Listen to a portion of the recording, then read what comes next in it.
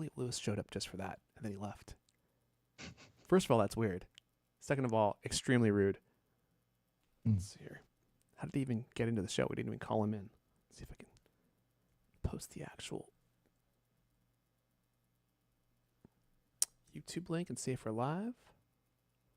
I don't see any bits, not yet. But any moment. I just now sent the Mastodon post, so that's why. Okay. Now the numbers are coming. Well, I don't know if that will help us with our signal. Oh, no, we're live. Boom! There we go. Got it. We're live. Gentlemen, looking live, looking good. We got Darth Inkling, we got Anth Towers, we got Brad Pepper, the spicy one. They're ready for a show. They've been here for 45 minutes, though, waiting for us to start. Sorry, guys, we had some technical difficulties. What are you going to do? But look at that big, beautiful mustache joining us today. The stash. Look at that thing. Holy moly. Let's get that thing on full screen. That's the wrong button. We got Graham Bauer joining us today. The legendary Graham Bauer. Do you put rosemary oil on that thing, Graham? That is a work of art. What the tash, you mean? Oh, yeah. You know. Oh, no, it's just au naturel. Okay. All right. Well, I'm impressed. I'd have to rub rosemary oil on my lip for weeks to get something like that going. You know, that encourage that hair growth. I can't compete with Griffin on the hair, so I'm aiming for a kind of serving facial hair looks instead. You know. Yeah, maybe I should grow like a chin strap or something. Remember those from the 90s? Yeah. Then you add us all together, and then we'll be some horrible, like a full beard monster. Yeah. Very, very hairy person. You know what I lack here and up there, I definitely make up for right here, which I think ultimately is where it counts the most. All right, well, enough of that. We got a really exciting story, well, series of stories for you guys this week. We got some hot news I'm sure you're all aware, which is why you're all filing in. And we'll talk about next week's Mac announcements. I hope your wallets are ready, my friends. I hope your wallets are ready. I was just thinking today, oh my goodness. It's going to be an expensive month or two. How many dozen Mac Minis are you going to buy? Approximately 0. Although I did consider buying maybe one. But well, they're so many, you can just fit them everywhere. Yeah, the problem is their price isn't going to be so many, I don't think. And for me, it would be like a glorified email machine. So I'm like, yeah, I can't do this. I think I know exactly what I'm buying. I think I know exactly what I'm buying. Well, there's one detail that I haven't figured out yet. What were you going to say, Graham? Or can you tweet the tweet? Oh, yes. Thank you. Let's get this tweet tweeted.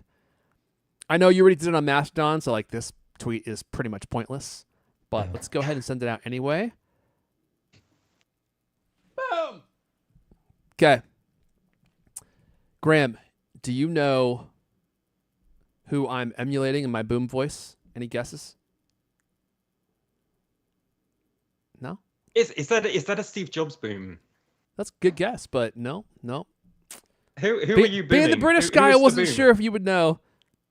It's popular sitcom from the 90s. Boom! What's the deal with the Mac? I don't get Who the wants a reference, computer no. that's beige? Nothing, huh? Okay, well, you know what? I was just curious. Have you ever heard of Jerry Seinfeld? No, you've never heard of Jerry Seinfeld. I'm truly impressed by that. Sorry, I misheard you. No, of course I'm obsessed with Seinfeld and Curb Your Enthusiasm. Of course. Okay, well now I don't know what to believe. The boom was too realistic. I think we threw him off. Let's give him a chance here, chat. Let's give him a chance. He'll come around. I mean, he knows Curb Your Enthusiasm, so that's got to go in his favor, right? Okay, let's go ahead and queue up Mrs. D, and we'll get this thing rolling. And Mrs. D. Oh, look at that beautiful mustache. Oh, my. Oh, man, we got Graham on the Lou Cam. I didn't even realize that. Oh, my dear. I should invite Tim to one of my soirees with El Caney. Oh, my goodness. Graham, you better watch out. She likes you, and she likes that mustache, and I don't blame her. Mrs. D, we don't want to hear about that, and we definitely don't want to hear what you got going on with El Caney. If you don't mind, let's just go ahead and get this show rolling. We got a lot of Apple news to talk about. I got the music all queued up. Get your larynx warmed up, and we'll have this thing rolling in 3, 2. Hello, and welcome to the CultCast, the best 30-plus minute Apple conversation you're going to hear all week long. I'm your host, Aaron Elias. Join me today. When not writing for Cultamac, you'll find him installing security cameras and booby traps around his rural Ohio compound, just in case Lewis Wallace comes for an unexpected visit. He's a writer for Cultamac. Griffin Jones is here. Good evening. I'm going to be sad when I lose my first top billing next week. I will be gone. And also joining us, another escaped Cultamac writer. His country is tough on extradition laws, though, which has spoiled Lewis Wallace's attempts to bring him back to the Cultamac writer's cage for some re-education, quote-unquote. I guess former but also current writer of Cultamac, I've learned.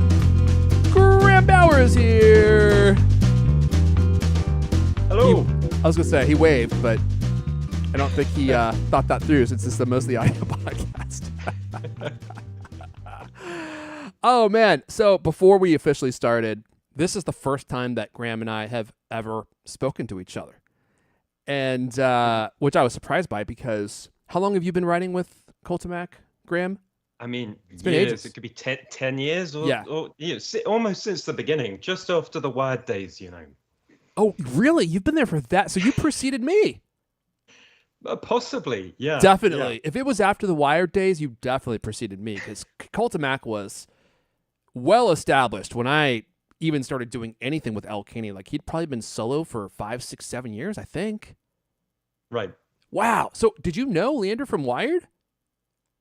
I wrote a really terrible book a few years ago, and Leander got in touch with me about it. We did an interview, we got talking, and I was doing a blog at the time called Mac Predictions, and I was early on the Mac mock-up scene, before everyone was doing Mac these product mock-up mock-ups. scene. Very niche. Very niche scene. I created the Mac mock-up scene, I would say, and Leander wanted to use lots of my mock-ups, and that's how we got to know each other. No way. And by the Mac mock-up scene, I presume you mean like the images that people create when they hear a rumor about a Mac and then they want to put it as like the lead image on a blog like Cultamac. Right, I'd done stuff I did before the first MacBook Air came out. I did a mock-up of the MacBook Air, and with the name and everything, and it hadn't been announced, and I even guessed the name. And so that got a huge amount of traction. And I was doing loads of them back then. I've told Griffin this before, but a couple of years before the 5th generation iPod Nano came out, the one with the little square screen, I did a mock-up of that. And I think that Apple copied my designs, to be honest. Oh, man, they copy so much from this show. It wouldn't surprise me at all. Avid listeners, half the industrial design team listens. So they're up for any good idea that we have to throw out. And there have been things that we've talked about which have literally come to fruition like months later. So I'm certain that not only is Tim Cook listening, he's taking notes. All right, look, we got a huge show this week. You probably heard by now, you've probably all heard the new Macs. They are coming next week. It's going to be Christmas come early. It looks like TC has a series of announcements that he will be personally making via a lot of heavily produced videos that will be leaked out over the duration of the week. I'm going to guess Monday through Wednesday is when everything will start dropping so that we have enough time to so they have enough time to get in the press. So we'll talk about all that stuff. Before we dive in, we have a new sponsor with a service that I immediately fell in love with, and I think you all are really going to like. It's gonna, if you'll give me just a moment to fill you in, it's going to take a little bit of explanation. But once I explain it to you, I think you're going to want to try it out. So our sponsor this week is Incogni, Data Broker Removal Service. Now, before you go, and you're like, I don't want to listen to another spot, let me tell you about my experience with Incogni. They let you take back control of your personal information and reduce the risk of spam, scams, and identity theft. Have you ever wondered how people get access to your phone number, your emails, and do the robocalls and send you spam emails? Sometimes you get the weirdest communications. My phone is constantly ringing. And I'm like, how do these people get my phone number? How do they know what services to try to sell me? The answer to that question is data brokers. There is this massive, huge data sales industry of data brokers that collect your data, store it many times insecurely, and then just buy and sell your data across all these different databases. Your address, your phone number, your browsing history, all sorts of personal information about you that you would never think that they would have access to, like your sexual preferences. I mean, just all sorts of stuff. And then all of this information is bought and sold. And that's how a lot of these marketing services get your information. They get it from data brokers. Well, it's not just marketing firms that are trying to get your data. It's nefarious actors like people who are trying to steal your identity. Like all sorts of stuff about you is floating out there that people can get freely through these data services or buy, and they can use it to steal your identity, take credit cards in your name. Incogni allows you to take back control of your data. Do I have this open here? Let me pull this up and I'll go into browser mode here real fast. Oh, here we go. I got it right here. It's really interesting. So you give them some information about you. You give them permission to act on your behalf. And then they go and they demand that all your data be pulled from all these different data services. Because legally, if you make a request to have your data pulled from these data services, they have to take them out. And so I signed up for it, and they give you like this really cool breakdown of all the databases that have information about you and will go on your behalf and demand that that data be removed. And they'll show you how many requests that they have made, how much hours of time they think that they're saving you by doing this data cleanup on your behalf. So for me, they're saying that I would save 67 hours by contacting all these different data brokers. They'll tell you where in the process they are with these data brokers. If the data brokers fight to not delete the stuff, they'll act on your behalf. And they remove everything, old addresses, your names, details about you. And if you're watching, you could see me scroll through this list, pages upon pages upon pages of people who have data about me, personal data. I went down a major rabbit hole last night to try to figure out who had data about me, and it was crazy. I just didn't know that any of this stuff existed. And if you want to limit the amount of data that is available about you out there, if you want to make sure, well, reduce the ability for nefarious actors to get your data and act to open credit cards on your behalf and to do other nefarious actions in your life, I think that you guys should try Incogni. They have a really great deal that I'm trying to open because I accidentally closed it here just a moment ago because we were having so many technical issues. Whoops. And let me just open this up and I'll tell you, because you'll get up to 60% off when you use our URL and our code. You're clearly going to have to edit some of this out, Griffin, as I struggle to open Taking this notes, back up. Yeah. Can I just say that I've been waiting for one of these services to sponsor the show because I've wanted to use them like very desperately. Like I try to not leave a digital paper trail, and these services are incredible. Yeah, I was shocked when I saw how much data was available about me out there, and not just data about me, like my family, kids' names, spouses' names, addresses for my parents. I mean, all sorts of crazy stuff just floating out there that people can have access to. So if you want to try it out, take your personal data back with Incogni. Use code CultCast at the link below and get 60% off an annual plan, which is a massive discount. It's incogni.com/cultcast. That's incogni.com/cultcast. Let me see if I can bring this up actually, so you can see what it looks like. And you can try it out, and if you don't like it, they have a 30-day money-back guarantee, and they will give you your money back. So it's completely risk-free, but I think you'll be shocked. I think you'll be shocked how much data is out there and what kinds of data is available for you and your family. And it's really cool. They act on your behalf, and then they continue acting on your behalf to make sure that these databases don't get any more of your data and sell it. So that's incogni.com/cultcast, and make sure you use code CultCast when you're checking out to get 60% off an annual plan. Okay, let's move on. I recovered from all my closed tabs, I think, for the most part. Let's talk about the Macs coming next week. I'm going to send it over to you, Graham, to tell us about expectations and the news that happened today and this week. So take it away. Right, yeah. Okay, so this one is really hot off the press. I mean, it was just a couple of hours ago. The wait is over, and we're not having a Mac event. It's a non-event. So Apple's Senior VP of Worldwide Marketing, Greg Wozniak, Greg Josiak. It sounds too much like Wozniak. It's an unbelievable coincidence. Yes. I knew I was going to flop that because Wozniak is Wozniak is kind of a unique name, and for him to be an Apple executive and then have a name that sounds so familiar is an unbelievable coincidence. Right? Exactly. Yeah. And I'm so used to Phil Schiller. It's still, I'm catching up, right?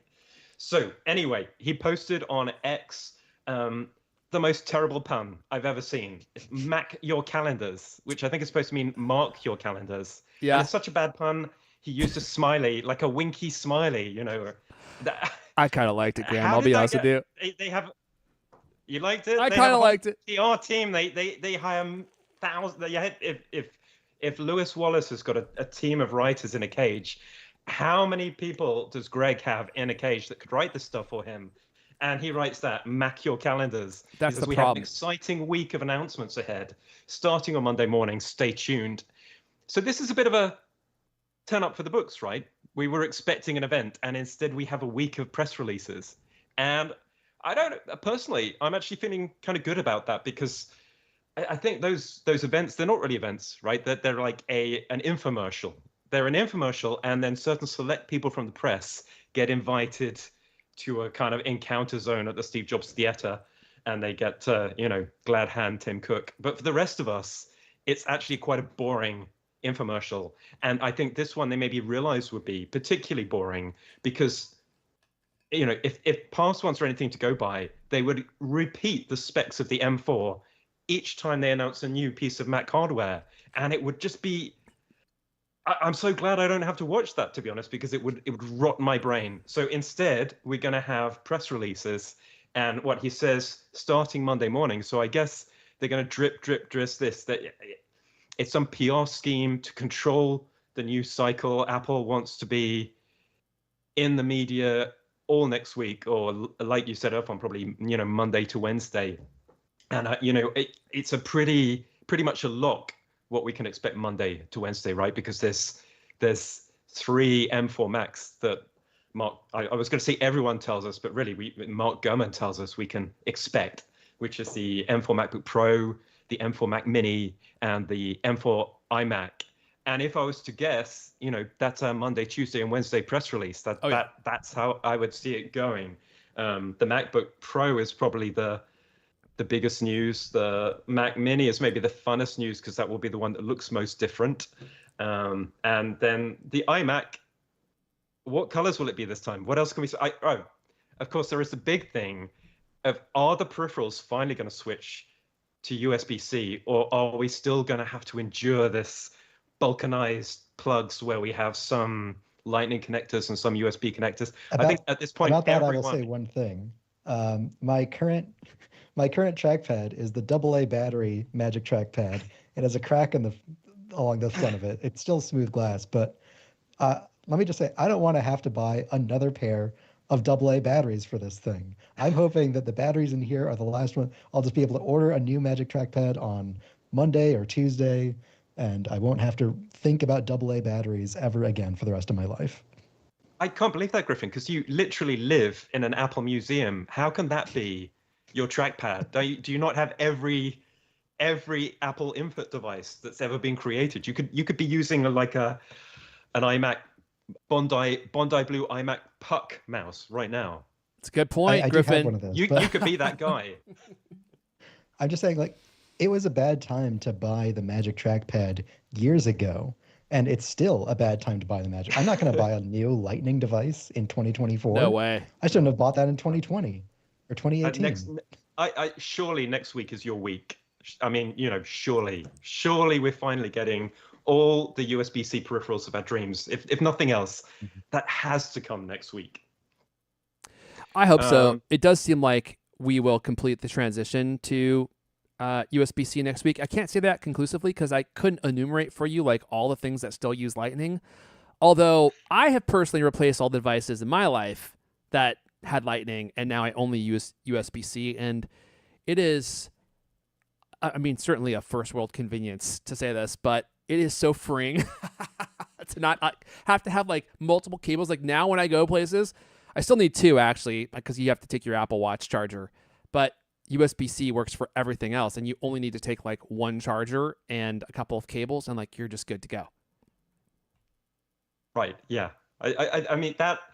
I'm excited about that, but I am excited about the M4 MacBook Pro. But I literally just the beginning of this year, I bought an M3 Max MacBook Pro, and so although I'm happy for everyone, I kind of, I like it when I have the latest thing. And so as of next week, I almost certainly won't have the latest thing, and I'm fine with that, but I'm totally not fine with that. Also, clearly not fine with it at all. Yeah, not fine with that. This is the last few days where I will have the most current Mac Mini, iPhone, and Vision Pro, which is a state that I will only exist in until Monday. Well, you never know. Like later in your life, maybe you'll end up back here, but it could be a while. It's hard to stay current across all the different devices, especially when they release a new Vision Pro. So it sounds like maybe then I'm the only one thinking about getting the new Mac. Well, I guess buy the new Mac Mini just to review it, but then I'll return it after the end of the. He just admits it. He doesn't even try to hide that fact. He's like, I'm going to just buy it to review. I could be tempted to buy the new Mac Mini depending on what they release, but at all odds, I'll be getting the 14-inch MacBook Pro, which I'm extremely conflicted about. I don't know if 14 inches is going to be large enough to allow for the intense video editing I do on a daily basis, but I say that jokingly because I barely do any editing at all anymore, but I do want to get back into it, and I'm looking for the perfect compromise of performance and portability. I have the 16-inch MacBook Pro, the M3 or the M1, and such a beautiful machine, but it's heavy, man. That thing is heavy. I think it weighs like 5.5 pounds. Actually, I don't know what it weighs. I do think it's 5.5 pounds though. And the 14-inch MacBook Pros are so lightweight and dainty and easy to carry, and yet incredibly powerful unless you're going to be doing long exports, in which case they throttle so bad that you lose a ton of performance.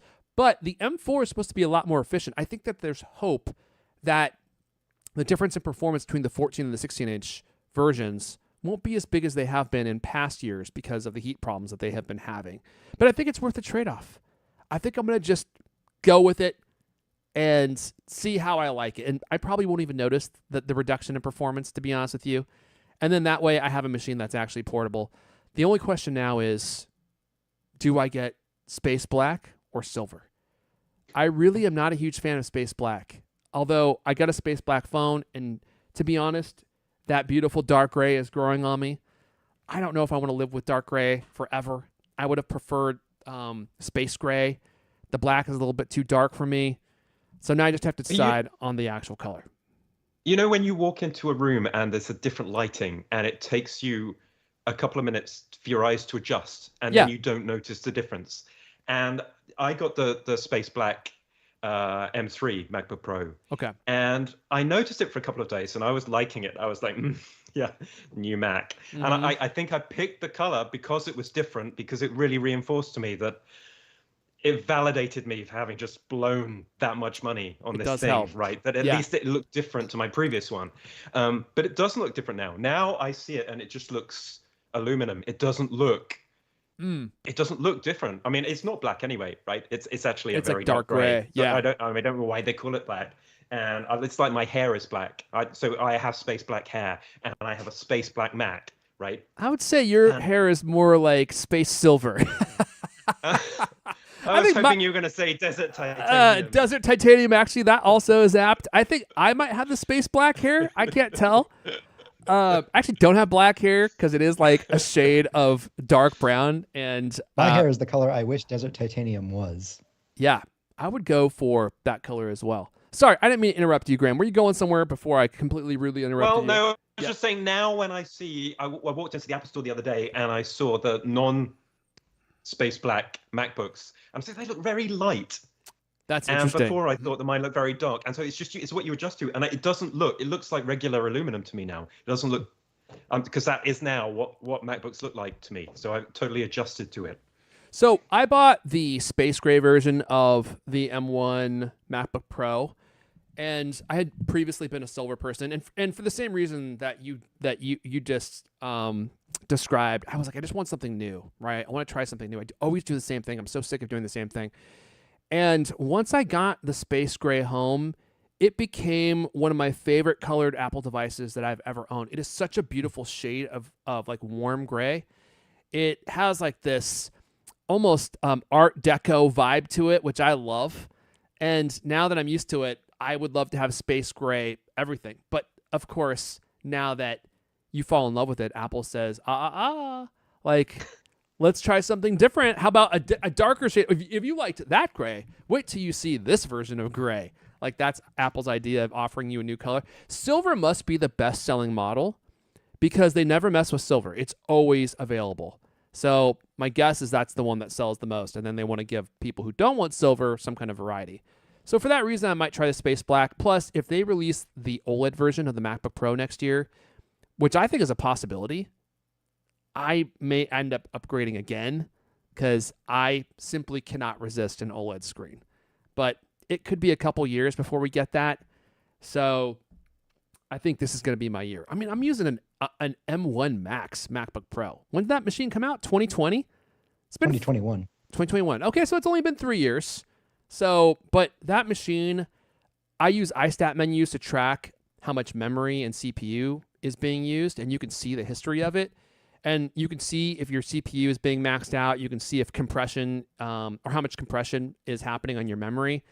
And my stats are embarrassingly low. Like, they never get up past 20, 30% because I don't do any heavy lifting anymore. I farmed all of it out to Griffin. He's got the load on his back now, which is where I prefer it. So, but I do want to get back into my YouTube channel. And I'm kind of hoping that if I get a new machine, it will be an incentive for me to actually start doing stuff on YouTube again because I just spent all this money on like this beautiful machine. It may not. We'll have to wait and see. Anything else to add, Graham, before we move on? The only other thing to add is in our story on Cult of Mac, there is talk of an iPad 11. My personal view is because of the X tweets, which had very much Mac branding, it gave the vibe that this is a Mac event. And given that we just had the iPad mini, I think if there was going to be an iPad 11, wouldn't they have made that iPad press release week and done both then? So my instinct is, sure, more iPads are coming, but maybe not this week. Yeah. That's my personal take. That wouldn't surprise me. And we have a bunch of other updates that are going to come in probably early 2025. What a queue up. What a queue up. Which goes into my story. That's a segue to your next story. It's almost like you've been on a podcast before, which, by the way, I should have mentioned. Graham is the co-host I have a podcast of the Apple Core podcast that Charlie Sorrell does. We had Charlie on the last couple weeks. And Graham's the other co-host, which I should have mentioned when we were doing the intro, which I completely forgot because all my tech is not working and not in the shape I needed to be and actually to do a show. But that's neither here nor there. I love it when I have to load the sponsor notes as we're doing the show because I go to read them and I'm like, wait a second, they're not here.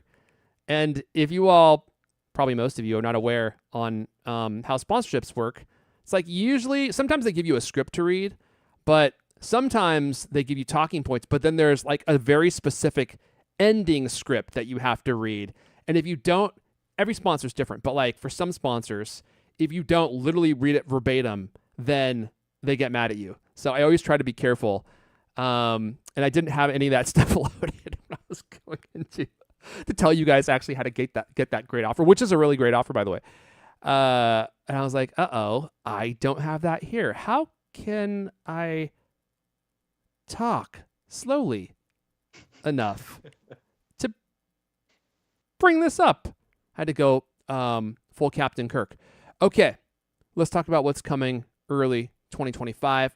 Apple's plans for early 2025 updates, M4 MacBook Air refresh, delays in the Mac Studio. Dude, you guys are going to laugh at me, but sincere question. We still have the M2 Mac Studio, right? They never updated it to the M3.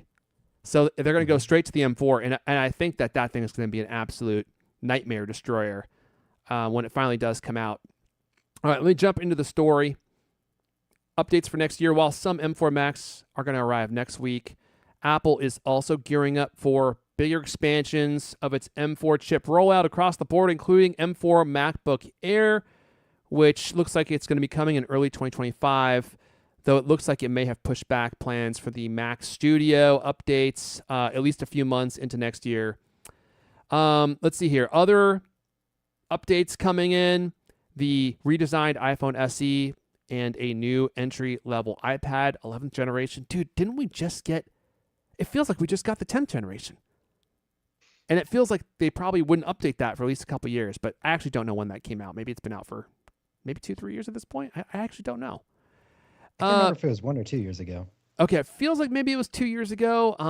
But I keep buying. I think it was introduced 2 years ago, and then 1 year ago they replaced the 9th gen. Discontinued the iPad 9, and then they bumped it down in price. Which I keep buying the 9th gen because it's so dang cheap now. Like that thing is routinely $200, and on sale even less because, it's so old, and it's like the perfect iPad for kids. Now they all have Lightning ports, which that's another problem. But for the kids, they don't care. Let's see here. The upcoming MacBook Air models will maintain their current design. Yeah, no shocker there. And come with the M4 chip, according to the Gurminator from Bloomberg, Mark Gurman. Sources indicate that production will start soon on the 13 and 15-inch variants, and anticipated launch window is between January and March 2025, so that's the first quarter. Apple has adjusted its timeline for Macs, for Pro Macs that is. It apparently will postpone release of an updated Mac Studio. That's now expected to launch between March and June, aka Q2. Additionally, development continues on an M4 version of the Mac Pro, which, dude, the Mac Pro. The beleaguered Mac Pro, which they never update. I mean, why would you buy that machine? Computer. I know. It really is like a meme at this point. The company's spring 2025 product cycle is shaping up to be a busy one. Plans include several other device launches. We already talked about all this stuff, but including upgraded iPad keyboards and, yes, which I just mentioned, the 11th generation iPad. So all sorts of stuff coming down the pipe. It's going to be a busy Q4. It's going to be a busy Q1. And if I may suggest, go ahead and just cut up your credit card now. It's just going to be too tempting. It's a titanium Apple card. It's really hard to cut. That's true. In fact, isn't that the reason they made it titanium? It's genius. They're like, we know that eventually you're going to realize how much more money you spend when you have a 3% discount on Apple stuff, a paltry 3% nonetheless, and you'll try to cut up your credit card. It's just not even possible. You just literally can't do it unless you get like a pair of diamond cutters or something industrial that you definitely don't have access to. So, joke's on you, I guess. But it's going to be an expensive month. I'm going to be going for the new MacBook Pro. I am thinking about getting the new iPad Pro with the OLED screen. I might even do the 13-inch version. But it's been so long since I've updated any of that stuff. It's like my iPad's from 2018 or 2019. I don't even remember anymore. My MacBook Pro is 3 years old at this point. It's like every once in a while you got to upgrade. And when you do, you got to fork it over, man. You got to fork it over. Speaking of forking it over. No, I'm just joking. We won't go into a Cult Club spot. I won't make you endure that. Let's see here. Although, I think that covers all the hardware news. Is there anything that I'm missing, gentlemen? Graham, are you interested in any of the rumored products coming next year? Great question. I think Graham either froze or... Oh, no, he's blinking. He's thinking. Sorry, did you ask me a question? Are you interested in any of the products coming next year? Wait,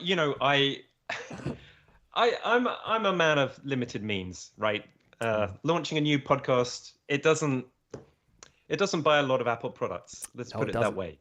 That's true. That's true.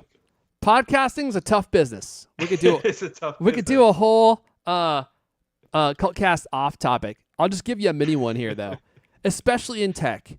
Like unless you have like a really big outfit like The Verge, and I even wonder how much money their podcast makes.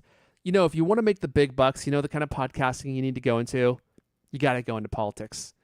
Those are the only podcasts that seem to get really huge numbers. And I'm like, but if you do politics, you basically can't do anything else, because once you start giving political opinions to people, they don't really want to hear your opinions on other things. So, that's definitely a big life change. But yeah, not a huge windfall of cash coming in from podcasting. Imagine how many more episodes of Apple Core you could export if you had a Mac Pro. Well, imagine that. Right. That is a good point. That is a good point. Of course, the problem is you're throwing them into the black hole of the Apple podcast ecosystem. So I think a better idea would be you got to start a TikTok channel, Graham. You got to start a TikTok channel and maybe work in some stories about, mustache couture or mustache maintenance. Now you're talking. Now that's something that could get you some serious views. We can dominate and also invent Apple history TikTok. Oh, there you go. Apple history TikTok. There's actually, isn't everyone on TikTok is like about 40 years younger than me, right? I don't know if that's true anymore, man. I don't know. I honestly don't know if that's true. Okay. I think the days of being young and cool on TikTok are over, and that happened about a year ago. So I've been on TikTok for years. It used to be called Musical.ly, and it was a site that revolved around people dancing to music and stuff. In fact, for the first 4 to 8 months that I used it, all I did was see people who moonwalked. I followed 8 Japanese guys, and all they did was moonwalk. That was in the entire premise of their channel, is them moonwalking in Japan. And then slowly but surely, I started noticing fewer moonwalking videos. And now Will Smith's in my feed for some reason, and I'm like, oh no, this is the beginning of the end. Once Will Smith joined, I was like, this is it. It's like when Ashton Kutcher joined Twitter. I was like, okay, not cool anymore. We are heading towards, corporate mainstream at this point. And so now there's a ton of older people on TikTok. In fact, the irony is, I think, if I had to guess, one of the fastest, biggest growing groups of people are the older people, because before it actually took effort to make video, and TikTok makes it so incredibly easy that now even old people can do it. So they're on there using filters. Now they're not moonwalking, which is unfortunate, but they're on there talking about all sorts of topics because it's just so easy to use. And so there's a massive variety of content on TikTok. I think you might be primed to do it. I think you've cracked it. This is the future for our Apple History podcast. We're going on TikTok, and we're going to communicate Apple history through a series of dance challenges, interpretive dance. Now, I hadn't even considered that angle. If you could get Charlie to dance, I don't know that would get you views. In fact, it might do the opposite. I think it would get us views. People would watch that. People would pay good money for that. But you have to do... That's quality content. You have to also be talking about Apple history at the same time. Now, that's a genre that's never been tried. That's a risky and bold move, I would say. But you might be able to pull it off. I want a costume. I want to, with grocery cartons, I want to make a Mac Classic costume. I'm gonna be moonwalking as a Mac Classic. He's not coming back, Griffin. This is it for him. I mean, he's gonna be making so much money. I'm gonna run with this. He's gonna be making so much money that this will be it. This will be the last time that he has time to entertain our podcast. Well, look, before we jump ahead, we're going to talk about iOS 18.2 beta. I need to get on this beta, man, because I have not been using it ever since I upgraded. I do want to thank 1Password for supporting this episode, and of course, my window is closed, but that's okay because I have it loaded right here. I want to thank 1Password for supporting this episode, if I may. This is an important announcement. I want you to use your imagination here, Griffin. I know that this is something that you'll be able to do for me. Oh, he's got his eyes closed, and I know he's really paying attention. Imagine your company's security. This is like Cult of Mac level security stuff. Imagine your company's security like the quad on a college campus. There are nice brick paths between the buildings. Those are the employee-owned devices, IT-approved apps, and managed employee identities. And then there are the paths people actually use, like El Caney. The shortcuts worn through the grass that are the actual straightest paths from point A to point B. Those are unmanaged devices, shadow IT apps, non-employee identities, and contractors. Most security tools only work on those happy brick paths, Griffin. Like he's blinking a lot. I can tell that he's really visualizing this. But a lot of security problems take place on the shortcuts. 1Password Extended Access Management is the first security solution that brings all these unmanaged devices, apps, and identities under your control. It ensures that every user credential is strong and protected. Every device is known and healthy, and every app is visible. 1Password Extended Access Management solves the problems traditional IEM and MDM can't. It's security for the way we work today. And now it's generally available for companies with Okta and Microsoft Entra and in beta for Google Workspace customers. Check it out at onepassword.com/cultcast. That's the number 1password.com/cultcast. And thanks to 1Password for supporting this episode. And thank you for imagining that, Griffin. I could tell you were really getting into it. I know security is a real problem at Cultimac, but largely just because it's managed by El Caney, and he has never been trained in security practices at all. Mm-hmm. Griffin looks rested now. You know, I feel like it was almost a meditative trance you put him into. You did. In fact, I'm not totally sure you weren't asleep for that whole thing. You were in such a relaxed state. All right. Let's continue. iOS 18.2 Beta 1. I heard someone ranting and raving about how great the new email features were. But I don't know because I haven't used it. Take it away, Griffin. Yeah, so ahead of iOS 18.1's public release, which is probably going to be Monday or Tuesday, Apple released the first iOS 18.2 beta to developers. The second major point release of iOS 18 packs several changes, including new Apple Intelligence features. So they haven't even launched the first round of features yet, and they've already launched more. The big one, Image Playground. A new Playground app will allow you to use AI to create images with just a few prompts. The first time you open the Playground app, you have to join a second waitlist, even if you've already joined the Apple Intelligence waitlist in advance. So, you got to update and do that if you want to get it. Once approved, you can start creating images in seconds with an option to choose between animation and illustration styles. I haven't been able to figure out how to pick between the different styles, but I've also only had an evening to play around with it. Genmoji, similar to Image Playground, you can use Apple Intelligence to create custom emoji based on the entered prompt. So, if you've ever been, how this works is pretty clever because they build it into the emoji search field. So if you type in an emoji, you're trying to search for it, you type in ostrich, and then it doesn't come up with any results. But then it says create one, and you can just tap right there, and it'll start creating it for you. And these have mixed results. A few of the emojis it does really well, but I also tried to create a trombone emoji, and it just couldn't do it at all. It made some horrible brass instrument abominations, none of which looked like a trombone. I also tried doing an arms crossed emoji, thinking it'd be one of those person icons with their arms folded, maybe the grumpy face. And I kept trying to make a yellow face style emoji, and their arms were just horrible, inhuman messes. So mixed results. I shouldn't ask this, but I have to ask this. Have you tried to do anything rude with it yet? Occasionally when you type in something, it just says we can't do this. I also tried to make an emoji of the original Macintosh. I tried a bunch of different prompts, compact Mac 128K, and I think as soon as you put numbers in, it gives up for some reason. So I tried to type in Macintosh 128K, it just wouldn't do it. Oh, interesting. But what it is really good at is doing emojis for specific dog breeds. I typed in Bernese Mountain Dog, Whippet, Pit Bull. It's really good at that, apparently. That's I was trying this out with Ed, and he sent me a black cat emoji, and it's oh, now I have an emoji for Houdini, my cat. Great name. Yeah, so I imagine this is what people are going to use it for 99% of the time. What else do we have here? The writing tools get a little bit of a boost in this upgrade. Now, in 18.1, it's just a set of buttons you can pick to pick between different styles. But now there's an open text box that says describe your change. So you can bring up the writing tools and type in something specific, make this a limerick or something like that, and it'll try and do that for you.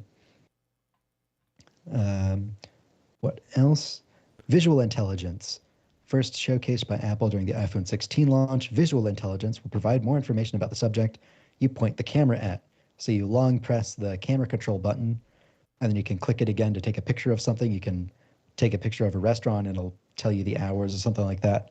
So you can now do that complicated mess instead of just like looking it up on Apple Maps. Or you can It's take kind a of cool, picture actually. of a computer and you can ask ChatGPT, or you can do a Google image search, or sometimes it'll give you more information about that. Um, I actually posted about this on Mastodon. I took a picture of the Macintosh over my shoulder, and it said, "Oh, this is a Macintosh 128K." And I said, "No, it literally says Macintosh Plus right on the front." And I just kept arguing with me. And I was like, "Oh, you're right. Sorry. This is a Macintosh Plus. It features, more memory, whatever this, and a faster processor." And then I typed back, "No, it doesn't. It has the same processor." And I was like, "Oh, yeah, you're right. Sorry. It has the same processor, but a better floppy disk drive." Like, I felt like the Ron Swanson on like Parks and Rec, where it's like, I know more than you. Like, That is weird that it I wouldn't be able mean, to tell that. it's ChatGPT, so it's going to confidently give you something completely wrong. Wow, that does happen a Um, lot. yeah. ChatGPT is now integrated in Siri. So if you ask it a question that Siri doesn't know the answer to, instead of searching on Google, it'll say, "Hey, do you want me to ask this to ChatGPT?"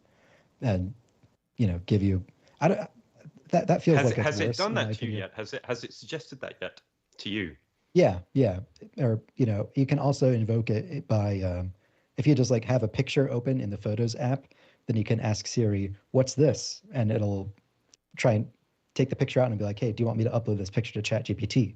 And you can say yes, and then ChatGPT will tell you something about it. Interesting. I don't know how like practical that'll be or how much I'll use it, but some people might find it handy. You can also sign into your ChatGPT account if you want to access exclusive features. I don't know what that would be, but that's something you can do apparently.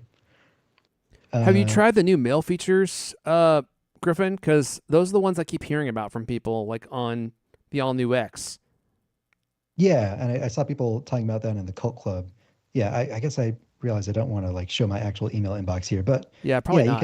you can open your inbox and then you can tap through the different categories on top, and it'll filter your mail. You have a primary category, transactions, updates, which is where like the Cult of Mac newsletter goes, for example, and promotions. So promotional emails I from mean, dude, threads and if it were stuff able like to that. actually tell emails that I would want to respond to, that would be revolutionary for me. Because Hmm. like there are no really great ways to do that. Google tries to do it. There are some services out there that you can pay for that will do that, but they catch emails that you actually want to see. So like most of them are like domain focused, right? So if you're like, I don't want to get an email from I don't know, eBay because it's a promotional email. Well, what about if you order something on eBay? Well, now you won't get shown those either because it's part of the eBay domain. So like if they could use this service to show you the emails that you actually want to respond to and then keep everything else in a folder that you could easily delete and it's actually accurate, that would be absolutely massive for me. I mean, email management, I get so much spam. I mean, I've used email addresses over the years for going to different like press events. Also, there's that whole data broker thing I mentioned earlier. Like, I just get so much spam. And no matter how much stuff I unsubscribe to, it's like I'm constantly just getting new emails from people I've never heard of. And it's just my email is a vast wasteland of unreads. Like there's no possibility for me to ever get through it. And I know a lot of people are in that same category. Some people do like inbox zero. It's like, dude, I don't know how you accomplish that. You must only have one email address and you probably never give it out.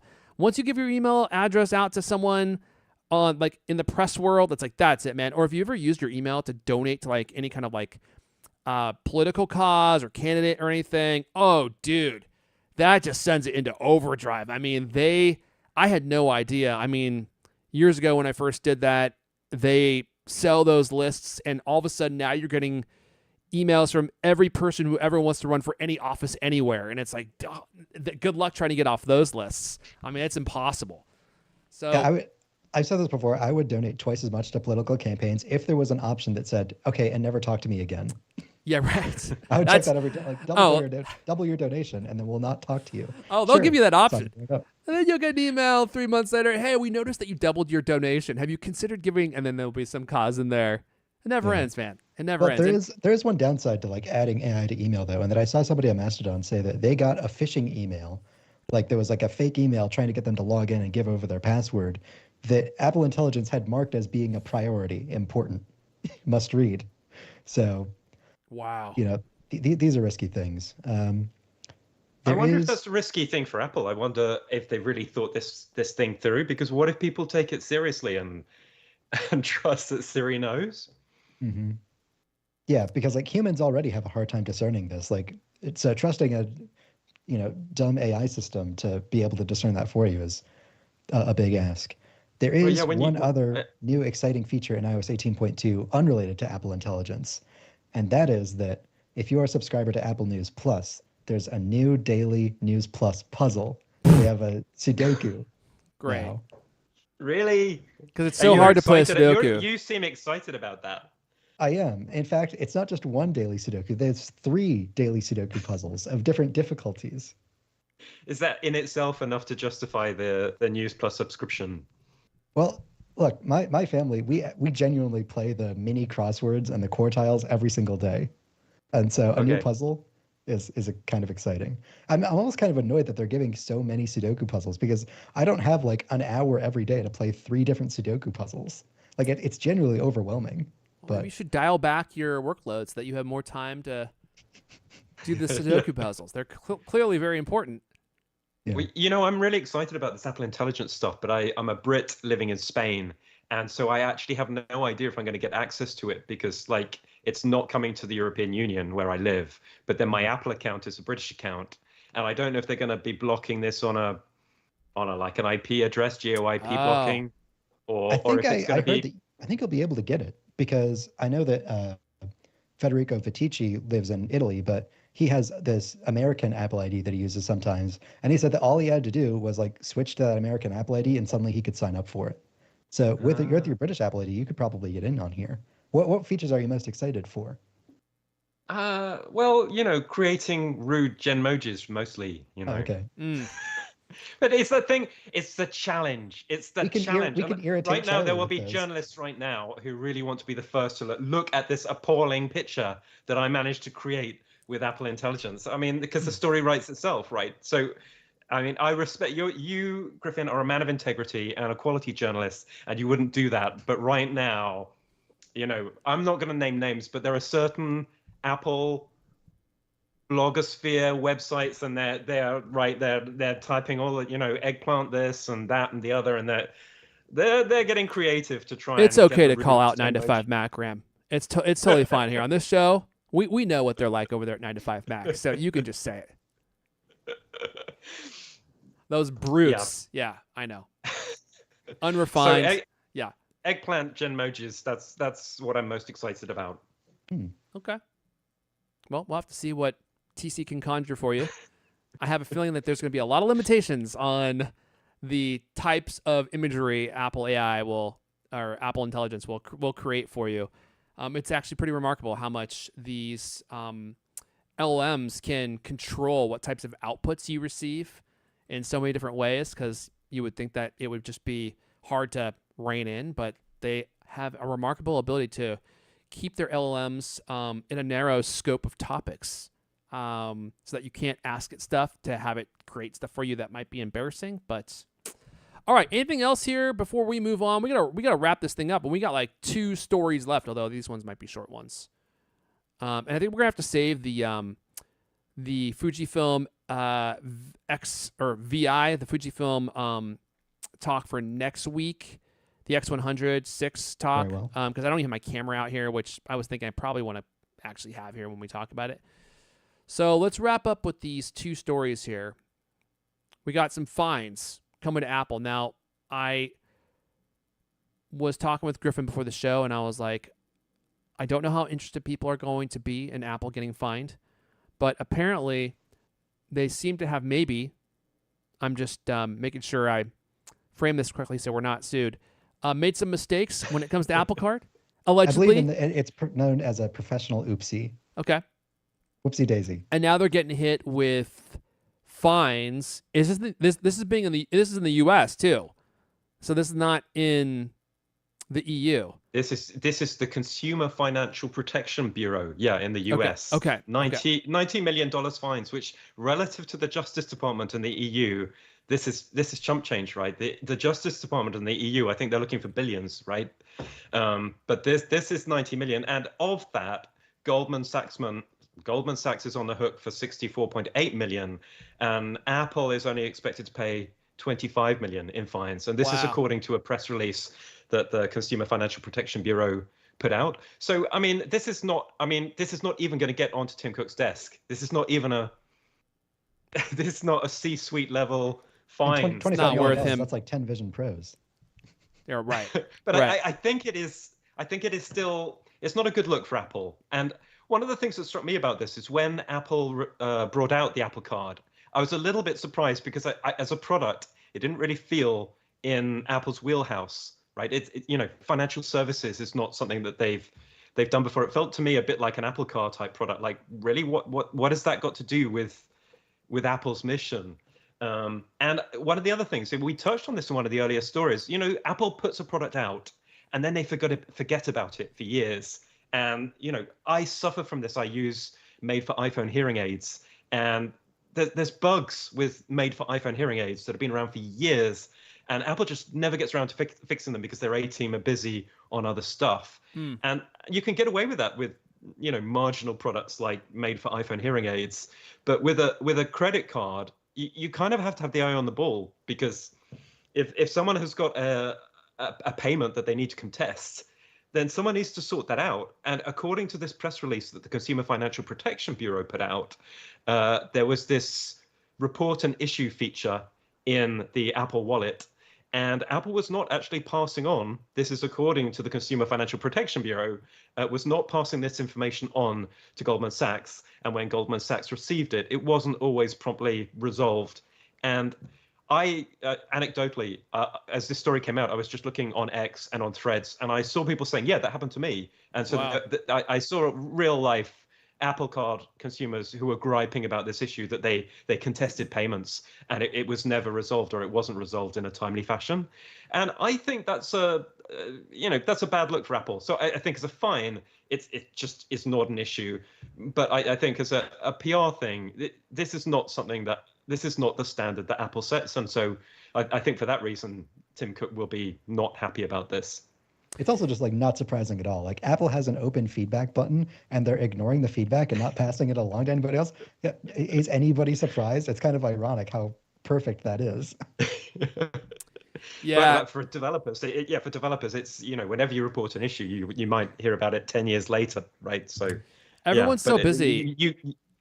It's just like, you don't get away with that with a financial services. You can't get away with that, right? Yeah, that's right. And it's not surprising that they make mistakes, but in the financial world, those mistakes seem to have more serious repercussions than something that you do with a keyboard, for instance, that doesn't work for 4 years, and then end up having to recall it.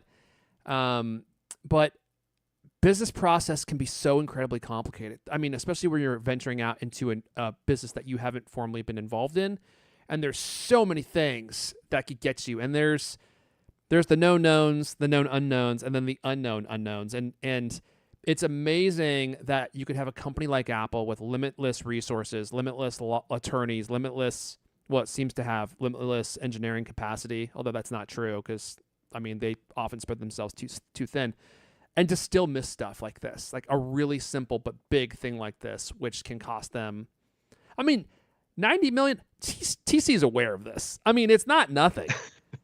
I mean, I know that Apple has a lot of money, but $90 million is not chump change to Apple. I don't think. Like, that's a pretty big payout for a mistake. Almost $100 million. I mean, how much money do they have in the bank? Like $200 billion. So I guess in the scheme of things, maybe not. But dang, $90 million. All right. Last story. It looks like it's the end for Vision Pro.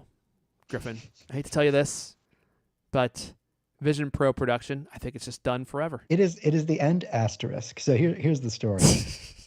Apple reportedly might end production of Vision Pro by the end of the year. That doesn't mean the mixed reality headset is going to be discontinued, however. Still, Cupertino apparently now has its focus on the cheaper Vision Pro version that could launch in 2025. According to the information, Apple has sharply scaled back production of the Vision Pro mixed reality headset since the early summer and could stop making the existing version entirely by the year end. But ending production just means the company has enough inventory stocked up to hold it until the replacement comes along. Multiple reports point to Apple now being hard at work at a more affordable version that might get the cost down to $2,000, a price Apple supposedly hopes will double demand.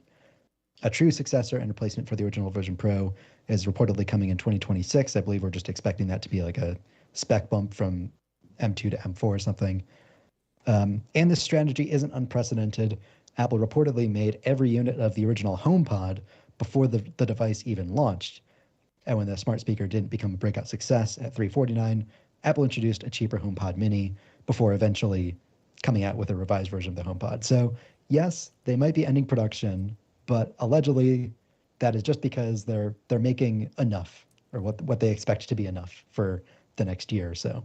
Yeah. But I feel like making an analogy with the HomePod is not really reassuring for Vision Pro fans, because that sort of languished for years, didn't it? It just vanished, and Apple said nothing. They said not a word.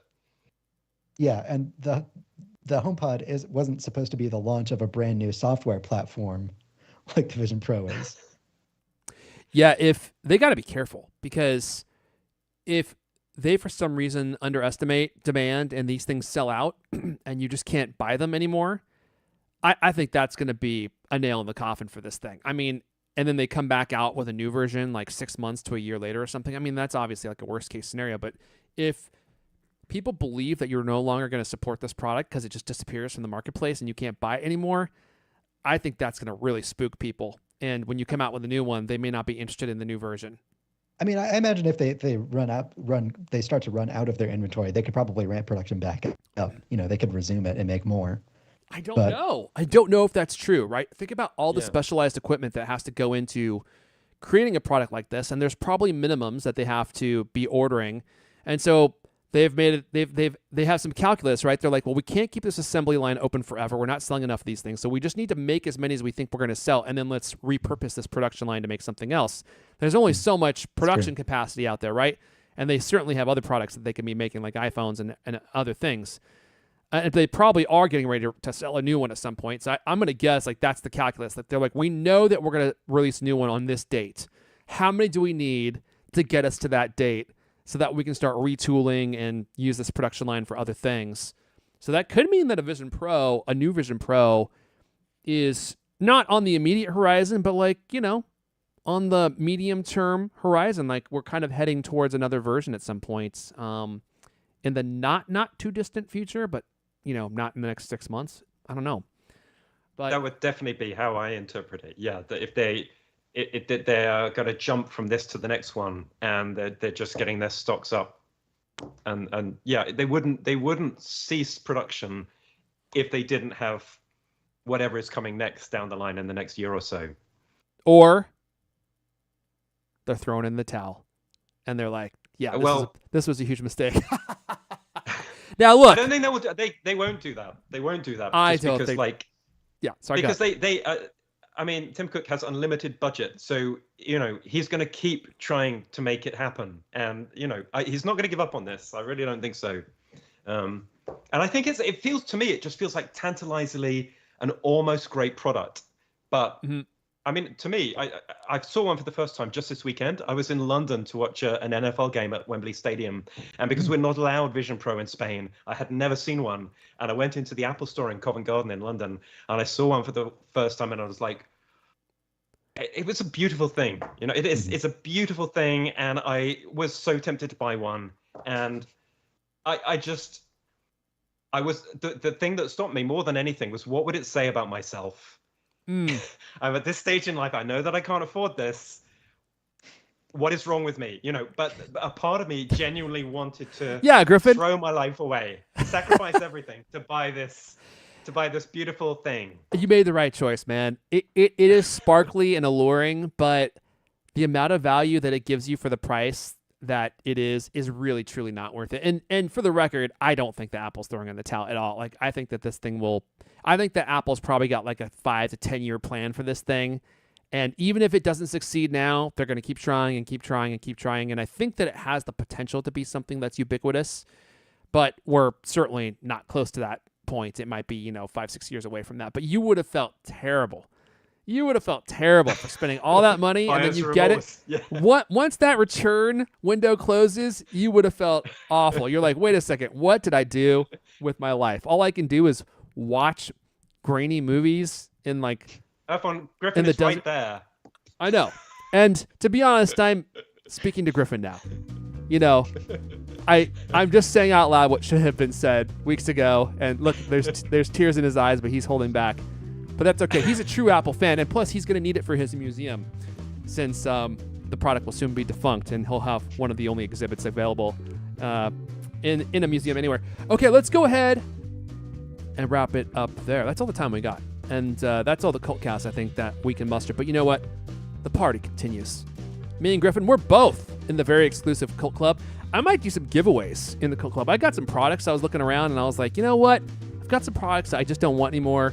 And or don't need anymore, and I might think about giving some of those away in the exclusive Cult Club. So if you want to join, now's a good time to do it. Support.thecultcast.com, support.thecultcast.com, Cult of 9 to 5, MacRumors.com. Litigation is in process. I haven't been told we can't use that URL, so we're going to continue with that for the foreseeable future. Of course, I have a very expensive, high-powered legal team.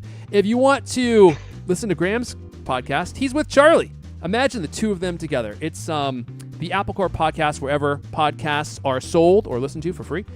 I want to thank everyone for listening and for hanging out live. Amazing episode with Griffin next week. Oh, there you go. All right. And I'm sure I'll have an episode coming up sometime soon. I'm going to go ahead and turn the music up because we're about to run out of time. We'll see you guys. I think we got like only 10 seconds left. Any final last words, Graham, before I stop the show here?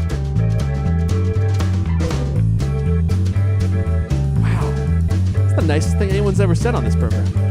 How come you never say nice things like that, Griffin? Not even one time. Leander's the exact opposite, actually. Nothing but shaming. All right, everyone.